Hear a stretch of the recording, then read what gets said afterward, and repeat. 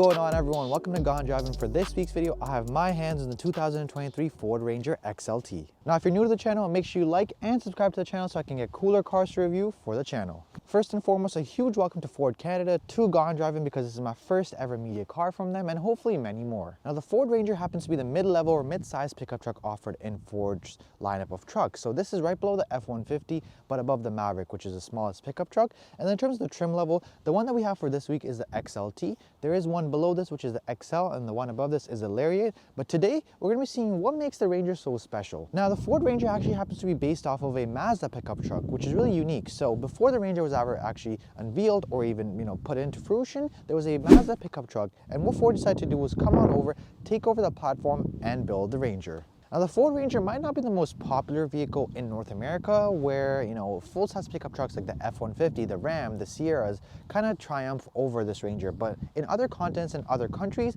the Ranger actually happens to be one of the most popular vehicles. Now, I am aware of the fact that the 2023 Ford Ranger in the UK has a brand new, fully redesigned to it. However, in the North American market, that hasn't come just yet. So the North American market still get this Ranger here, and we're going to be going across all the different features and different things with this one. The front of the Ranger looks really mean and aggressive, and it looks like it's ready to go off-roading. It's got this elevated stance, and I think that looks really, really cool. And then having a closer look now at the front grille here, we've got the Ranger lettering right over here. It's actually blacked out, as well as the Ford logo, because this Ranger specifically is equipped with a black appearance package, which we'll see later, which we'll see throughout the truck actually, because there's different things associated to the black appearance package. We've also got this grille here.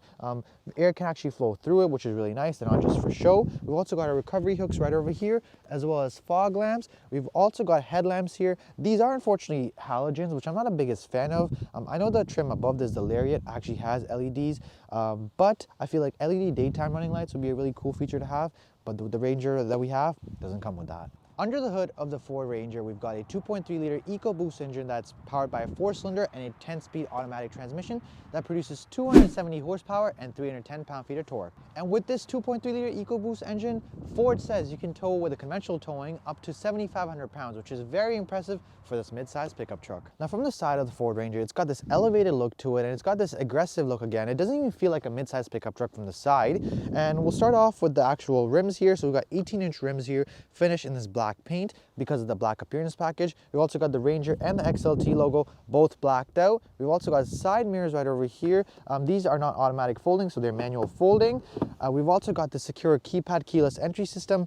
I do not like it. I'm not sure why Ford uses it, honestly speaking, but if you like it and if you're used to it, then great. But I honestly wish that Ford could just have like a regular keyless entry system to get into the truck. We've also got these handlebars here. They're a different color than the actual paint of the vehicle, which is a little bit strange to me. I guess maybe it adds to the overall ruggedness of the truck, but it is the way it is. We've also got running boards here. They don't extend or go in when the door opens or closes. You just step on them and get into the truck. Not too bad. And also we've got our fuel cap here, and just overall a very, very nice looking truck.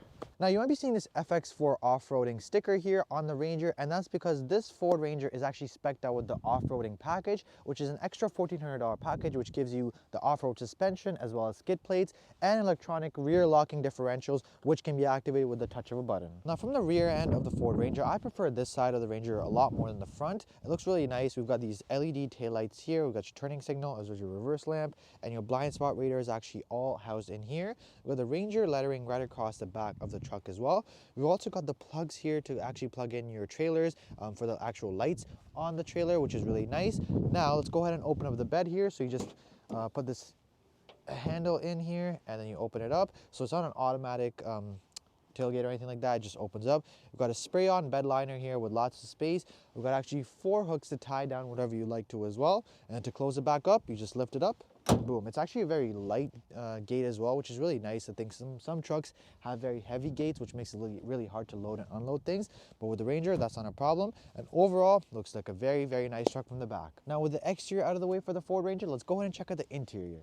All right, so now looking at the rear seats of the Ford Ranger, it looks really nice. I have to say the cab definitely feels a little bit smaller than I expected, but it is the way it is.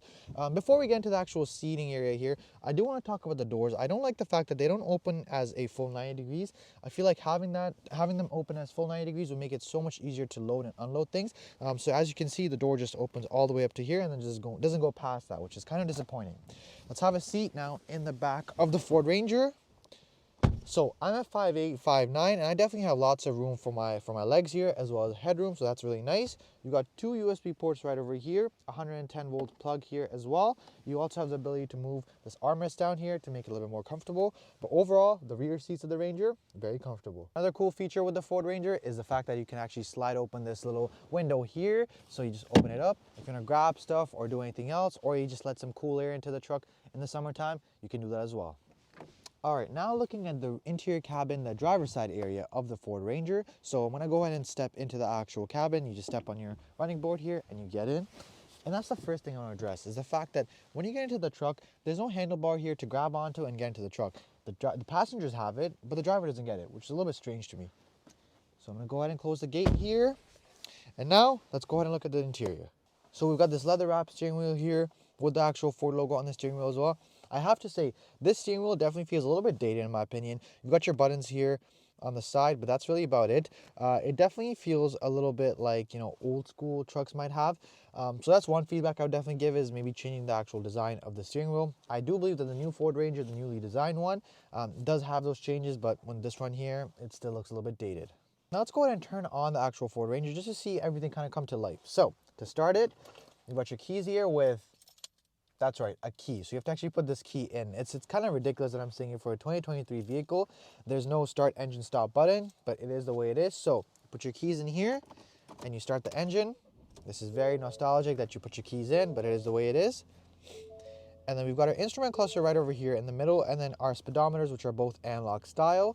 The instrument cluster itself, it's very configurable. There's lots of different options you can do. It's a little bit small to my liking, but it is the way it is. So I mean, in terms of navigating through it, so you can see your trip odometer, distance to empty for your fuel tank, your trip timer, average fuel, all that sorts of stuff. And then also if you want to change your settings for your driver assist, so your blind spot, cross traffic, cruise control, lane keeping, pre-collision, all of that's actually housed in here, which honestly speaking is not a bad idea, because instead of having it housed in an infotainment screen, it's all housed in here, and that just makes it really convenient to access. Now let's go ahead and look at the infotainment screen that Ford has. This is a Sync 3 system, which has been around for quite some time, but let's go ahead and navigate through it here. So as you can see, you've got your navigation that's inbuilt. Again, this is an optional feature. Your apps, so your SiriusXM, as well as some other apps that you can go through. You've also got the ability to navigate and go through your climate control features. So you've got hard buttons for the climate, but then you've also got actual climate control functionalities on the screen. Not the biggest fan of screen climate control functionalities, but it is there for you in case you want to use it. Your audio as well. And then also you can plug in your phone for Apple CarPlay, which is really nice. And honestly speaking, the touchscreen has a really good response time. It does seem a little dated. I know Ford has been using this for quite some time, but again, in the new Ford Ranger, I do believe that they started using the new software for the infotainment screens, but with the Ranger that we have here, that's what we get. And then right below the screen, we've got our climate control functionalities. They are hard buttons, which as you guys might know, I'm a huge fan of. I love that. You've got your temperature controlling buttons here, your fan speed, as well as a couple other things, as well as heated seats. You've also got volume knob and tuning knob here, as well as play, pause, rewind, and next track capability. So you can just press those buttons and you can go through that. And then you've got your 12-volt plugs here, which is really nice. You've also got two USB ports, as well as a little tray to put your phone, keys, whatever you might have. And then you've also got some buttons here that are easily accessible. So your parking sensor, turning it off, your traction control, as well as your trailer sway and locking your rear differentials, and also hill climb assist. And then we've also got this knob right over here to actually go through your driving modes. So you've got 2 high, 4 low, as well as selecting your terrain modes. So in order to select your terrain modes, you're going to press this and it's going to come up on your instrument cluster. So I'm going to press this here, and as you can see in your instrument cluster, you can go through all the different driving modes, the 4 of them that are offered in the Ranger. We've got our gear shifter here. Again, for the North American Rangers, this is automatic. I know for other continents and other markets, there is a manual feature or manual option available for the Ford Ranger, but with North America, we just get the automatic. We've got your 2 cup holders. They aren't heated or cooled by any means. I don't think that's an option either, but they look like they would fit a regular, mid-size cup, which is really nice. You've also got your armrest here with some additional storage space right underneath it. One concern that I do have with this armrest here is the fact that you can't really increase it or, increase the height of it or move it back and forth, which is a little bit annoying, especially when you're driving. I have my hand here, but I wish it could be just somewhere a little bit further up, but it is the way it is. And then we've also got a little headliner here. There is no sunroof. I don't believe that's an option either in the Ranger. A little bit unfortunate, but I do feel like, again, other markets do offer that as a potential option. And then also we've got a little tray here, which is really cool to see. Just extra storage here. Again, you're gonna put keys, coins, whatever you might have, you can put it on here. And then we've got our little trim area here with the Ranger logo or Ranger lettering, just to remind you and your passengers that you're in a Ford Ranger. Here out of the way, I say we take the Ford Ranger out for a spin. All right, so currently behind the wheel of the 2023 Ford Ranger XLT, and if there was one word to describe how this truck feels when you drive it, it's that it's playful. It feels very playful. What I mean by the term playful is that the suspension of the actual Ranger feels like it's ready to take on any road, any type of weather environment, at any given moment. And that's the best thing about this truck, I feel like, and that's why it's so popular in across the world. So speaking of the suspension, obviously this truck has the off-road suspension as well as skid plates underneath it, so it's definitely ready to go for off-roading. And in addition to that, to add to that off-roading narrative, this also comes equipped with lots of different driving modes. It is catered to off-roading, so you've got a grass, gravel, snow, mud, rut mode as well, which is really cool. I didn't realize there would be so many driving modes for off-roading specifically, but they are available for you. And I actually do feel like I've changed the terrain mode a couple of times to, I believe, gravel, and you can actually feel the suspension or something tweaking within the actual suspension of the truck, so that's really cool to see as well. And then on the flip side, the suspension for daily driving feels really nice as well. I mean, I've been daily driving this truck for almost every single day of the week that I've had this Ranger for, and it feels very comfortable. I mean, you know, it hits potholes and you know, just rough roads. It does fine, you know. It by no means does it have, you know, any sort of air ride suspension or adaptive suspension, but I feel like it just for daily driving and for daily usability, you know, in just cities and highway driving, the suspension just feels very adequate. And then in terms of the actual engine and how that drives, you know, this has the 2.3 liter EcoBoost engine, which is a Ford's favorite engine. You know, they've used it in lots of different models as well as the Mustang. So, you know, it's definitely got a nice little kick to it. It's got about 310 pound-feet of torque, which definitely will help when you're towing, you know, different things. You've got a sport mode as well. You have the ability to turn off traction control if you want that extra boost, as well as obviously you can put it into 4 high mode to make sure you're getting power to all 4 wheels. Then in terms of the handling of the truck itself, I have noticed sometimes at lower speeds, the wheels tend to lock up a little bit. I'm not sure if that's, you know, something to do particularly with the suspension or the way I have it set up, but I have noticed that quite a number of times when I was driving this truck. A bit interesting, but it is the way it is. I mean, in terms of the overall handling for day-to-day driving, it does really well. It handles really well. You know, the steering responsiveness is very precise, so no complaints there. Now, this Ranger also comes equipped with adaptive cruise control, which definitely surprised me because I was expecting to have or to see that in this Ranger. But it is there for you, especially, you know, if you're looking to take the Ranger out on, you know, longer road trips. I feel like that's going to be a very nice feature to have, very convenient. You can just turn it on with a touch of a button right over here on the left, and then you can adjust the gap between your truck and the vehicle in front of you, and that's it, you're all set to go. And then in terms of some of the other safety features as well as technology that's built into the Ranger, you've got lane keeping assist, you've also got pre-collision alert warning systems in this car, as well as blind spot, which is really nice. You've also got parking sensors in the front and rear camera as well. There is no 360 camera. I don't believe there's actually an option to get 360 camera, which is a little bit strange to me because I feel like, you know, when you're driving a truck, when you're towing stuff around, having the 360 camera option is really nice to have. And then we've also got our gauge cluster here with a tiny little screen in the middle. That's where you can really configure a lot of the vehicle settings, your actual technology settings, you know, in terms of all the different alerts, warnings, your fuel system. All that stuff is housed in that little tiny little screen. It's small, but, you know, I mean, it works really well. It's very configurable. So, you know, you use this button here on the steering wheel to navigate through that. And you've also got your analog style speedometers. A bit old school, I would say, but again, you know, no complaints because it's very easy to read and use. I do know that in the newer Ranger, it is a fully digital gauge cluster as well as the infotainment screen. And then just below the touch screen itself, we've got our climate control functionalities, which are also on the touch screen, but we've got hard buttons, which I love. I love the fact that, you know, Ford hasn't dropped that yet. But I mean, in terms of the actual functionalities, there are a couple of different settings or things specific to climate control that are only on that screen, which I found a little bit strange. But I mean, you know, the most basic functionalities are all available as hard buttons, which I'm a huge fan of. In terms of the interior cabin of the Ford Ranger, it definitely isn't the most premium, but it's also not the cheapest.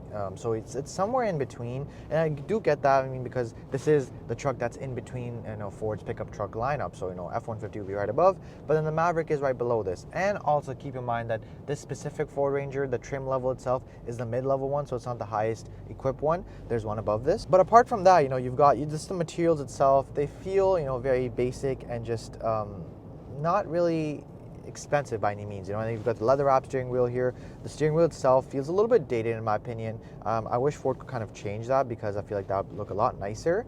But it is the way it is. And then we've also got just the actual center console area here. Not much going on. It's just very simple. You've got a handbrake and then the gear shifter, and then you've got Ranger here on the trim, but that's about it. So here are my final thoughts on the Ford Ranger XLT. First and foremost, I will admit, and I'll be the first to admit, that I wasn't too familiar with the Ranger model, and that's partly because, or probably mainly because, of the F-150. I feel like this truck has kind of lived in the shadows of the F-150, but I truly understand why across the pond, across the Atlantic Ocean, why this truck is a lot more popular than it will be here in North America. In North America, everyone loves their full-size trucks. I get it. Everything is just bigger here. I get it. However, in Europe, in UK, in Australia, and all those places, I feel like a truck like this, a truck of this size, makes a lot more sense. It's a little bit smaller. However, it has all the capabilities of a good truck. It's got the ability to throw stuff in the actual rear bed. It's got enough space as well. And then for towing, you could tow up to 7,500 pounds for unconventional towing. And it's got a pretty nice engine. And on top of that, it's got an off-road suspension. So if you want to have some fun, if you want to take it off-roading, you can do that as well. And with that, my review on the 2023 Ford Ranger XLT comes to an end. If you enjoy watching this video, be sure to hit the like button. Make sure you leave something in the comments below if you like something specific about the truck. And of course, don't forget to subscribe. I'll see you guys next time with a brand new video.